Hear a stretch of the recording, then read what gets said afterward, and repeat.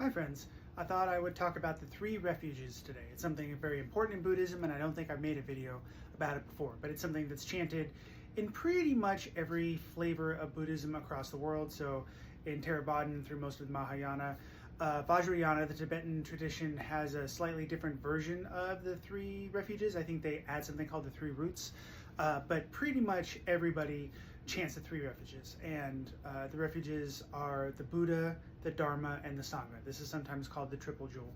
And so the Buddha is, of course, the historical Buddha, Shakyamuni Buddha, who was the original teacher. The Dharma are the teachings, and the Sangha is a religious community. And so we chant and we take refuge in the Buddha, the Dharma, and the Sangha. And I wanted to talk a little bit about what that is. And so when we say refuge, this is not meant to be like we hide from the world or we necessarily take shelter from the world in the Buddha, Dharma, and Sangha. It's more that we are kind of reaffirming our aspiration and commitment to living a life that is kind of informed with the Buddha, Dharma, and Sangha, has a triple treasure at its core. So it's not that I use the Buddha, Dharma, and Sangha to hide from the world. It's that this is what kind of sustains and nourishes me as I engage with the world. And I think that that's an important thing to say. And so I'm going to be explaining these from a particularly Zen perspective, because that's the school of Buddhism that I belong to. So when we talk about taking refuge in the Buddha, one thing I think that is important to say is that it's not worship or elevation of the Buddha or calling on the Buddha to do a particular thing.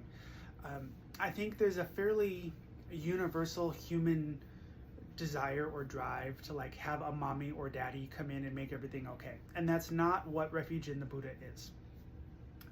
Siddhartha Gautama has passed away. He's dead. He's gone, right? And so when we talk about taking refuge in the Buddha, we talk about taking refuge in him as the original teacher, in the Buddha as a model to look up to and try to follow. And also we think about taking refuge in the Buddha nature that is inherent in all of us. So when we take refuge in the Buddha, it is both the historical Buddha and the Buddha nature that is a part of us and all things. So this is refuge in Buddha. Similarly, when we talk about refuge in Dharma, I've talked before about big D Dharma and little d Dharma. Big D Dharma are the Buddhist teachings specifically. And so we take refuge, we try to align our life with the teachings of the historical Buddha and the Buddhist masters that have come after him. So the teachings of Buddhism is the Dharma. And then also we understand Dharma as being reality itself.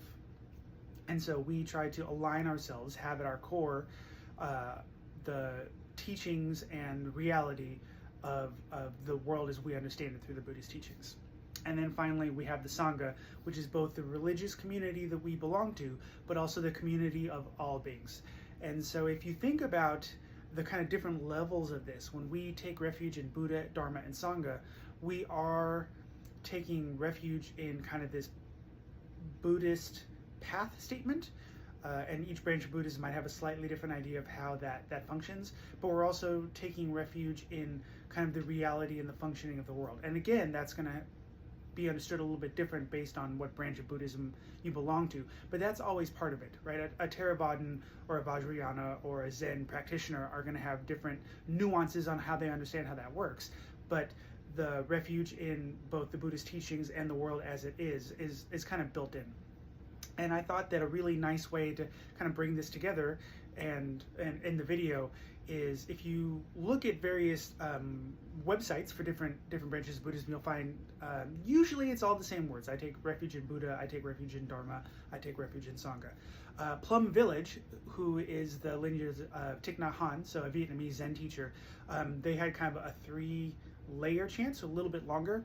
And when I read it, it sounds like they're kind of incorporating the feeling of the Bodhisattva vow. And so the last of the kind of 3 kind of slightly different phrases, I wrote them down, is refuge in the Buddha, in myself. I aspire to help all people recognize their own enlightened nature, right?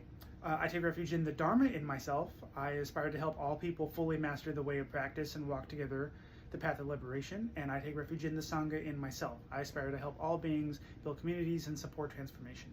And I think that really beautifully encompasses the kind of multi-layered feeling of taking refuge in Buddha, Dharma, and Sangha, and kind of reinforces what I said, that we don't take refuge in the sense of like hiding or being taken away from the world, but it's how do we engage in the world. And so when we take refuge in the Buddha, Dharma, and Sangha, it's about this aspiration and commitment to build our lives around the core of these things. What sustains us, what nourishes us as we engage in life, and that is the Buddha and Dharma and Sangha. And so if you go to pretty much any Zen temple in the world, you're going to hear about the refuges, and there'll be chanting in the refuges. And when we do extended sittings, we always chant the refuges in Pali. It's the only Pali that my school of Buddhism, Zen Buddhism, chants. Everything else we do tends to be in English or Japanese. But at the end of sesshin or a longer sitting, we always chant the refuges in Pali, and it's quite beautiful and musical, so I'm not going to butcher it by trying to chant it for you today. But I hadn't talked about the refuges before, and it's a really important part of Buddhism, regardless of the branch that you're following, and so I thought I'd make a little video about it. Thank you.